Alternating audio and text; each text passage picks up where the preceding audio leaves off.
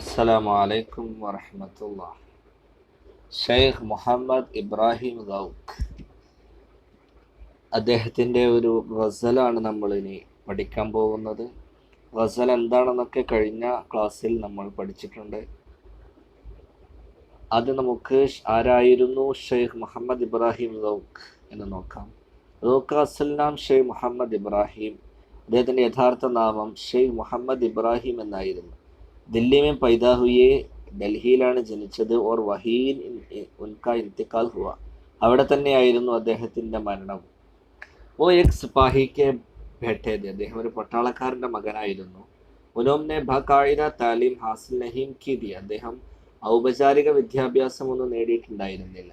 ലേക്കിൻ പക്ഷേ അപ്നി ദഹാനത്ത് ഓർ മെഹനത്ത് സെ, അദ്ദേഹത്തിൻ്റെ ബുദ്ധികൂർമ്മതയും അധ്വാനവും കാരണമായിട്ട് ഇൽമി സലാഹിയത്ത് പൈദാ കർ ലീ ഥി, അദ്ദേഹം വൈജ്ഞാനികമായ ക്വാളിറ്റിയൊക്കെ അദ്ദേഹം നേടിയെടുത്തിട്ടുണ്ടായിരുന്നു. വോ ഷാ നസീർ കെ ഷാഗിർദ്, അദ്ദേഹം ഷാ നസീറിൻ്റെ ശിഷ്യനും ഓർ ബഹാദുർ ഷാ സഫറിൻ്റെ ഉസ്താദ് അധ്യാപകനും ഗുരുവുമായിരുന്നു. ബഹാദുർ ഷാ സഫറിനെ ഉന്നെ മലിക് ഷെയർ, അദ്ദേഹം ബഹാദുർ ഷാ സഫർ അദ്ദേഹത്തെ മലിക് ഷെയർ എന്ന് വിളിച്ചിട്ടുണ്ട്, കവിതയുടെ രാജാവ് എന്നർത്ഥം. ഓർ ഖാക്കാനി ഹിന്ദ് കെ ഖിതാബാദ്യ, അദ്ദേഹത്തെ അതുപോലെ തന്നെ മലിക് ഷെയർ എന്നും ഖാക്കാനി ഹിന്ദ് എന്നൊക്കെ അദ്ദേഹത്തിന് പിന്നെ സ്ഥാനപ്പേര് വിളിച്ചിട്ടുണ്ട്, നൽകപ്പെട്ടിട്ടുണ്ട്. ഗൗഖിനെ കൈ അസ്നാഫ് ഇസ്ഹാർ ഖയാൽ ക്യാ ഹെ, ഗൗക്ക് ധാരാളം ഇനങ്ങളിൽ, കവിത മാത്രമല്ല മറ്റു പല ഇനങ്ങളിലും, സാഹിത്യ ഇനങ്ങളിലും പിന്നെ അദ്ദേഹം തൻ്റെ പിന്നെ എന്താ പറയുക, അദ്ദേഹം കഴിവ് തെളിയിച്ചിട്ടുണ്ട്, അല്ലെങ്കിൽ അദ്ദേഹത്തിൻ്റെ ചിന്തകൾ അദ്ദേഹം പ്രകടിപ്പിച്ചിട്ടുണ്ട്. ഉൻകി അസൽ പഹചാൻ, അദ്ദേഹത്തിൻ്റെ യഥാർത്ഥ പിന്നെ പഹചാൻ, ഐഡൻറ്റിറ്റി കസീദ നിഖാർ കി ഹെ, അദ്ദേഹത്തിൻ്റെ യഥാർത്ഥ സ്ഥാനമെന്ന് പറയുന്നത്, ഐഡൻറ്റിറ്റി എന്ന് പറയുന്നത്, പജവൻ ഐഡൻറ്റിറ്റി എന്ന് പറയുന്ന കസീദ നിഖാരി, കസീദ രചനയാണ്. കസീദ എന്ന നീണ്ട കവിതകൾക്കാണ്, വളരെ ദൈർഘ്യമേറിയ പിന്നെ സ്റ്റോറി കവിതകൾക്കാണ് എന്ന് പറയും കസീദ എന്ന് പറയുന്നത്. ഈ യുദ്ധം പിന്നെ തുടങ്ങിയ ഇതൊക്കെ തീമുകളൊക്കെ വെച്ചിട്ടുള്ള വളരെ ദൈർഘ്യമേറിയ പിന്നെ കവിതാരൂപം. ബിൽഖുസ് പ്രത്യേകിച്ച് ബഹാദുർ ഷാ സഫർ പർ ലിഖേ ഹുയി, അദ്ദേഹം അല്ലെങ്കിൽ വലിയ വലിയ ആളുകളെ പറ്റി, കസീദ എന്ന് പറഞ്ഞാൽ കസീദത്തുൽ ബുർദ കേട്ടിട്ടുണ്ട്. അപ്പോൾ അത് നബിത്തങ്ങളെ പറ്റിയുള്ള നീണ്ട കവിതയാണ്. അപ്പോൾ യുദ്ധത്തെക്കുറിച്ചല്ല, ഒരു വ്യക്തികളെക്കുറിച്ച്, വലിയ വലിയ ആളുകളെ കുറിച്ചൊക്കെ എന്ത് ചെയ്യുക, നീണ്ട അവരുടെ ജീവചരിത്രം വെച്ചിട്ട് എഴുതുക, അവരുടെ വീര ചരിത്രങ്ങളൊക്കെ വെച്ചിട്ട് എഴുതുക, കവിത എഴുതുക, അതിനാണ് കസീദ എന്ന് പറയുക. അപ്പം കസീദയാണ് ശരിക്കും അദ്ദേഹത്തിൻ്റെ പിന്നെ എന്താ പറയുക ഐഡൻറ്റിറ്റി എന്ന് പറയുക. പ്രത്യേകിച്ച് ബഹാദുർ ഷാ സഫറിനെ കുറിച്ച് ലിഖേഹി, അദ്ദേഹം എഴുതിയിട്ടുള്ള കസായിദ് കാ മർത്ത ബുലന്ദ് ഹെ, കസീദകളുടെ സ്ഥാനം എന്ന് പറയുന്നത് വലിയ സ്ഥാനമാണ്.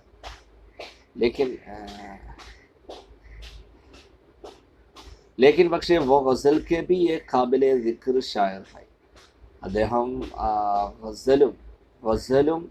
ഗസലിൻ്റെ വിഷയത്തിലും അദ്ദേഹം ഒരു എന്താ പറയുക സ്വീകാര്യനായ, എല്ലാവരാലും സ്വീകാര്യനായ ഒരു കവിയും കൂടിയാണ്. ഗസലിലും എന്ന് പറഞ്ഞാൽ ധാരാളം ഗസലുകൾ അദ്ദേഹം എഴുതിയിട്ടുണ്ട്, ശ്രദ്ധേയമായ ഗസലുകൾ.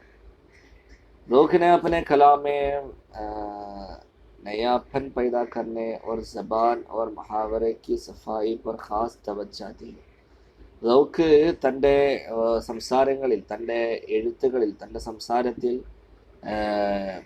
എന്താ പറയുക പുതുമ അദ്ദേഹം ഉണ്ടാക്കിയെടുക്കുമായിരുന്നു. പുതുമ ഉണ്ടാക്കുക എന്നതും, അതുപോലെ തന്നെ ഭാഷ, അതുപോലെ തന്നെ പിന്നെ എന്താ പറയുക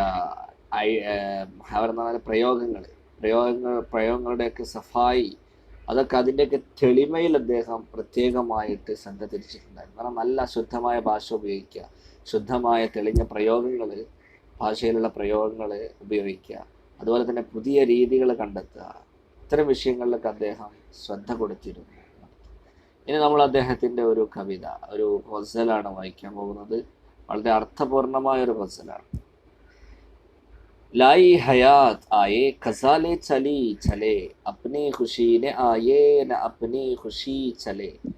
लाई ഹയാത്ത്, ജീവിതമാണ് നമ്മളെ കൊണ്ടുവന്നത്. ഈ ഭൂമിയിലേക്ക്, ദുനിയാവിലേക്ക് നമ്മൾ വന്നത് നമ്മളുടെ തീരുമാനം അനുസരിച്ചല്ല. ജീവിതം നമ്മളെ ഇങ്ങോട്ട് കൊണ്ടുവന്നു. ആയേ, അപ്പോൾ നമ്മൾ എന്ത് ചെയ്തു? ഇങ്ങോട്ട് വന്നു. ദൈവം അള്ളാഹു സുബ്ഹാനഹു വ തആല നമുക്ക് ജീവൻ നൽകാൻ തീരുമാനിച്ചു, ജീവൻ നൽകി. അങ്ങനെ ആ ജീവിതമാണ് നമ്മളെ ഇങ്ങോട്ട് കൊണ്ടുവന്നത് എന്നർത്ഥം. ഖസാലെ ചലി ചലെ. ഇനി ഖസ മരണം, മരണം ലേ ചലി നമ്മളെ കൊണ്ടുപോകും. ചലെ അപ്പം നമ്മൾ പോവുകയും ചെയ്യും. അത്രയേ ഉള്ളൂ ഇവിടുത്തെ ജീവിതം. അപ്നി ഖുഷി ന ആയേ ന അപ്നി ഖുഷി ചലെ. അപ്നി ഖുഷി ന ആയേ, നമ്മൾ സ്വന്തം താല്പര്യപ്രകാരം ന ആയേ വന്നവരല്ല നമ്മളാരും. ന അപ്നി ഖുഷി ചലെ, ഇനി സ്വന്തം ഇഷ്ടാനുസരണം ഇവിടുന്ന് നമുക്ക് പോകുന്നവരുമല്ല നമ്മൾ. നമ്മൾക്ക് ജീവിതം അള്ളാഹു തീരുമാനിച്ചു, അപ്പം നമ്മൾ ഇങ്ങോട്ട് വന്നു. ഇനി നമുക്ക് മരണം കണക്കൊക്കെ ഒരു സമയം ഉണ്ടാകും. ആ സമയം വരുമ്പോൾ നമ്മൾ ഇവിടുന്ന് പോവുകയും വേണം. അപ്പോൾ ജീവിതം നമ്മളെ കൊണ്ടുവന്നു, ഇനി മരണം നമ്മളെ കൊണ്ടുപോകും. ഹോ ഉംറെ ഖിസ്ർ ബി തോ കഹേംഗെ ബെവക്തെ മർഗ് ഹം ക്യാ രഹേ യഹാൻ അബി ആയേ അബി ചലേ. ഹോ ഉംറെ ഖിസ്ർ ബി തോ, ഇനി നമുക്ക് ഉംറെ ഖിസ്ർ എന്ന് പറഞ്ഞാൽ ഖിദർ നബിയുടെ അത്രയും ആയുസ്. ഖിദർ നബി എന്ന് പറഞ്ഞാൽ ഖിയാമത്ത് നാൾ വരെ ജീവിക്കുന്ന ആളാണല്ലോ. അപ്പോൾ ഇവിടെ ഉദ്ദേശം നമുക്ക് എത്ര ദീർഘായുസ് നൽകിയാലും, എത്ര നീണ്ട ആയുസ് ഈ ഭൂമിയിൽ നമുക്ക് ലഭിച്ചാലും, കഹീങ്കെ പെ വക്തേ മർഗ്, മർഗ് എന്ന് പറഞ്ഞാൽ മരണം, മരണത്തിൻ്റെ സമയത്ത് കഹീങ്കെ നമ്മൾ പറയും, നമ്മൾ പറഞ്ഞു പോകും. എന്താ പറയാ? ഹം ക്യാ രഹേ യഹാൻ, നമ്മൾ ഇവിടെ എത്രയാണ് ജീവിച്ചത്. അബി ആയി, ഇപ്പം അങ്ങോട്ട് വന്നിട്ടല്ലേ ഉള്ളൂ. അബി ചലേ, ഇത് ഇപ്പം തന്നെ പോവുകയും ചെയ്യാം. അങ്ങനെയാണ് നമ്മൾ മരണസമയത്ത് പറയാം. അപ്പോൾ ഇവിടെ നമുക്ക് എത്ര ദൈർഘ്യമേറിയ ജീവിതം നൽകപ്പെട്ടാലും മരണസമയത്ത് നമുക്കത് വളരെ കുറഞ്ഞതായിട്ട് തോന്നും. എന്ന് പറഞ്ഞാൽ നമ്മളിവിടെ ഒന്നും ചെയ്തില്ലല്ലോ, ഇപ്പം ഇങ്ങോട്ട് വന്നിട്ടല്ലേ ഉള്ളൂ, ഇതാ ഇപ്പം തന്നെ പോവാണല്ലോ എന്ന് നമ്മൾ പറഞ്ഞു പോകും.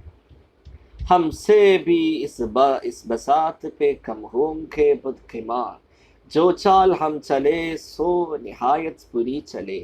हमसे भी, നമ്മളെക്കാൾ ഇസ് ബസാത്ത് എന്ന് പറയുമ്പോൾ ഉദ്ദേശം ദുനിയാവ്. ഇസ് ബസാത്ത് പേ, ഈ ലോകത്ത്, ഈ ദുനിയാവെന്ന് പറയുന്ന ഈ മൈതാനിയിൽ കം ഹോംഗെ ബദ്കിമാർ. ബദ്കിമാർ എന്ന് പറഞ്ഞാൽ ശരിക്ക് പിന്നെ എന്താ പറയുക, ചൂതാട്ടക്കാരൻ. അപ്പോൾ എന്ന് പറഞ്ഞാൽ വിവരം കെട്ട ആള്, വിവരദോഷിയായ ആൾ, വിവരം കുറഞ്ഞവൻ. അവൻ നമ്മളെക്കാൾ, ഹംസേ ബി, നമ്മളെക്കാളും ഈ ദുനിയാവിൽ പിന്നെ ബദ്കിമാർ, എന്താ പറയാ, വിവരം കെട്ടവര് കം ഹോംഗി, കുറവാണ്. എന്ന് പറഞ്ഞാൽ നമ്മളാണ്, മനുഷ്യരായ നമ്മളാണ് ഈ ഭൂമിയിൽ എന്താ പറയുക ഏറ്റവും വിവരം കെട്ടവൻ, വിവരദോഷി, വിവരമില്ലാത്തവൻ. കാരണം എന്താണെന്നറിയോ? ഒരു ഐഡിയയും ഒരു ആശയവും ഇല്ലാത്തവൻ. ജോ ചാൽ ഹം ചലേ സോ നിഹായത്ത് പുരി ചലേ. ജോ ചാൽ ഹം ചലേ, ചാൽ എന്ന് പറഞ്ഞാൽ തന്ത്രം, ട്രിക്ക്. എന്ത് തന്ത്രം നമ്മൾ പ്രയോഗിച്ചാലും, ചാൽ ചെല്ല എന്ന് പറഞ്ഞാൽ തന്ത്രം പ്രയോഗിക്കുക. എന്ത് തന്ത്രം നമ്മൾ പ്രയോഗിച്ചാലും സോ നിഹായത്ത് പുരി ചലേ, അത് വളരെ മോശമായ, പരാജിതമായ എന്താ പറയാ തന്ത്രമായിരിക്കും. എന്ന് ഈ ഭൂമിയിൽ കാലാകാലം ഇവിടെ ജീവിക്കാൻ വേണ്ടി എന്തെങ്കിലും തന്ത്രം നമ്മൾ മെനഞ്ഞാൽ ഇവിടെ കാലാകാലം ജീവിക്കാമെന്ന് മോഹിക്കേണ്ടതില്ല. എന്ത് തന്ത്രം നമ്മൾ ഇവിടെ മെനഞ്ഞാലും ദീർഘായുസിന് വേണ്ടി ഒരിക്കലും മരിക്കുകയില്ല. ഇവിടെ എല്ലാം വെട്ടിപ്പിടിക്കണം, അതിനുവേണ്ടി ഇവിടെ കാലാകാലം ഇവിടെ ജീവിക്കണം എന്ന് നമ്മൾ തീരുമാനിച്ച് അതിനു വേണ്ടി എന്ത് തന്ത്രം മെനഞ്ഞാലും അതൊരിക്കലും നടക്കാൻ പോകുന്നില്ല. ആ തന്ത്രങ്ങളൊക്കെ ഏറ്റവും മോശമായ തന്ത്രമായിരിക്കും എന്നർത്ഥം. ബഹ്തർ തോ ഹേ യഹി, അതുകൊണ്ട് മോനെ ബഹ്തർ തോ, ബഹ്തർ എന്ന് പറഞ്ഞാൽ നല്ലത്, ബഹ്തർ तो ഹേ യഹി, ഇതാണ് നല്ലത്. യഹി, ഇതാണ് നല്ലത്. എന്തെന്നറിയോ? ന ദുനിയാസേ ദില്ലക്, ദുനിയാവുമായിട്ട് ഹൃദയം ബന്ധിപ്പിക്കാതിരിക്കുക. ഹൃദയത്തിലേക്ക് ദുനിയാവിനെ കയറ്റാതിരിക്കുക. ഇവിടെ നമ്മൾ വന്നത് നമ്മുടെ തീരുമാനം അനുസരിച്ചല്ല. അള്ളാഹ് തീരുമാനിച്ച നമ്മൾ വന്നു, സമാധാനത്തോടെ ഇവിടെ ജീവിക്കുക. എല്ലാം വെട്ടിപ്പിടിക്കാൻ വേണ്ടി ടെൻഷൻ അടിച്ച് ജീവിതം ആകെ അലങ്കോലമാക്കി നടക്കേണ്ടതില്ല. സ്വസ്ഥമായി എല്ലാം അള്ളാഹുവിൽ അർപ്പിച്ച് ജീവിക്കുക. ദുനിയാവുമായിട്ട് ഹൃദയത്തെ ബന്ധിപ്പിക്കാതിരിക്കുക. എല്ലാം പുറത്ത്, ദുനിയാവിനെ ഹൃദയത്തിൻ്റെ പുറത്ത് വെക്കുക. അതാണ് ഏറ്റവും നല്ലത്. അങ്ങനെയാണ് നമുക്ക് സ്വസ്ഥമായി സമാധാനത്തോടെ ഇവിടെ ജീവിക്കാം. അല്ലാതെയുള്ള എല്ലാ കുതന്ത്രങ്ങളും പാളിപ്പോകുന്നതാണ്. പക്ഷേ ക്യാ കരേം, എന്ത് ചെയ്യാനാ? പറഞ്ഞാൽ ഇവിടെ അർത്ഥം പക്ഷേ എന്നാണ്. ക്യാ കരേം, എന്ത് ചെയ്യാനാ? ജോക്കാം ന ഭേദില്ലകി ചലേ, ജോക്കാം പ്രവർത്തനങ്ങളൊക്കെ ഭേദില്ലകി, എങ്ങനെയുള്ള പ്രവർത്തനങ്ങളാണ്? ഭേദില്ലകി, ഹൃദയവുമായിട്ട് ബന്ധിക്കാത്ത, മനസ്സറിഞ്ഞിട്ടല്ലാതെയുള്ള പ്രവർത്തനങ്ങളൊക്കെ ന ചലേ, അതൊന്നും വിജയകരമായി ഇവിടെ നടക്കുകയില്ലല്ലോ. അപ്പൊ എന്ത് പ്രവർത്തനം നമ്മൾ ചെയ്യുകയാണെങ്കിലോ നമുക്ക് അത് മനസ്സറിഞ്ഞ് ചെയ്യണം, നല്ല നടക്കൂ. അപ്പൊ പിന്നെ എന്ത് ചെയ്യാനാ നമ്മള്? അപ്പൊ നമുക്ക് ആകെ ഇവിടെ ചെയ്യാൻ കഴിയുക എല്ലാം ദുനിയാവിനെ മുഴുവനും ഹൃദയത്തിൽ നിന്ന് ഒഴിവാക്കുക എന്നുള്ളത് വളരെ പ്രയാസമുള്ള കാര്യമാണ്. കാരണം ഇവിടെ ജീവിക്കണമെങ്കിൽ ഹൃദയവും ഉപയോഗിച്ചുകൊണ്ട്, മനസ്സറിഞ്ഞുകൊണ്ട് ജീവിക്കാൻ കഴിയും. അപ്പൊ പിന്നെ എന്ത് ചെയ്യാൻ? അതുകൊണ്ട് നിനക്കൊരു മാർഗമുണ്ട്. എന്താണെന്നറിയാം? നിന്റെ ഹൃദയം എപ്പോഴും അള്ളാഹുവുമായിട്ട് ബന്ധിപ്പിക്കുക. അള്ളാഹു അല്ലാത്തതിൽ നിന്നൊക്കെ നിന്റെ ഹൃദയത്തെ മാറ്റി നിർത്തുക. അപ്പോൾ നിനക്ക് ദുഃഖമില്ലാതെ, ടെൻഷൻ ഇല്ലാതെ ജീവിക്കാൻ കഴിയും. അതുകൊണ്ടാണ് അള്ളാഹു ഖുർആനിൽ പറഞ്ഞത്, അലാ ഇന്ന ഔലിയാ അല്ലാഹി ലാ ഖൗഫുൻ അലൈഹിം വലാ ഹും യഹ്സനൂൻ. അള്ളാഹുവിൻ്റെ ഔലിയാക്കൾ, അള്ളാഹിൻ്റെ ആൾക്കാർ, അവർക്ക് ഭയമില്ല, ദുഃഖമില്ല. കാരണം അവർക്ക് ദുന്യവിയായ വിഷയങ്ങളിൽ അവർക്ക് ടെൻഷനില്ല. കാരണം അവരെല്ലാം അള്ളാഹുവിൽ സമർപ്പിച്ചിരിക്കുകയാണ്. അതുകൊണ്ട് നിനക്ക് ഇവിടെ സ്വസ്ഥമായി ജീവിക്കാനുള്ള മാർഗമെന്ന് പറയുന്നത് നിന്റെ ഹൃദയം ദുന്യാവിൽ നിന്നും വേർപ്പെടുത്തി അള്ളാഹുവുമായിട്ട് ബന്ധിപ്പിച്ച് നിർത്തുക.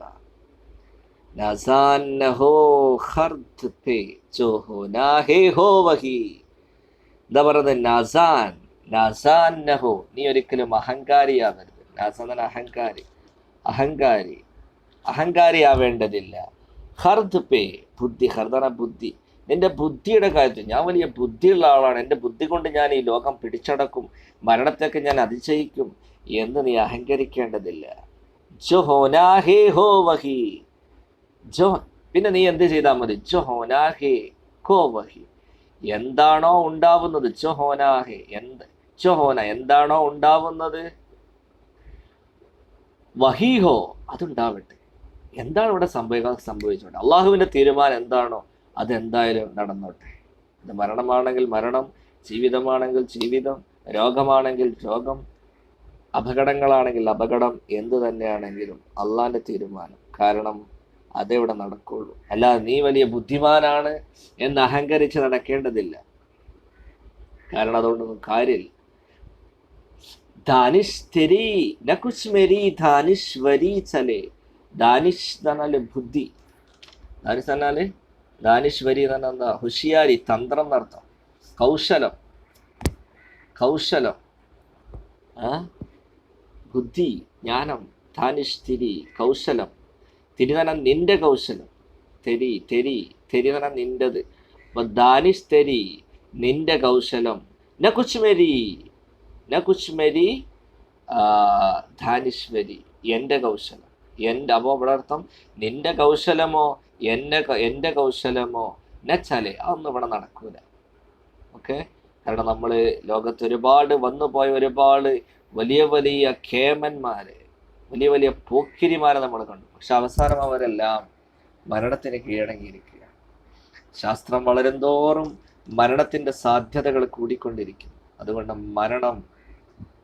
നമ്മളിവിടെ ജീവിക്കുന്നത് അള്ളാഹുവിൻ്റെ തീരുമാനമാണ് എന്ന് മനസ്സിലാക്കുക, ആ യാഥാർത്ഥ്യം തിരിച്ചറിയുക, അങ്ങനെ സ്വസ്ഥമായ സമാധാനത്തോടെ അള്ളാഹുവിലായി ജീവിക്കുക. അതാണ് കവി പറയുന്നത്. അസ്സലാമു അലൈക്കും വറഹ്മത്തുള്ളാഹി.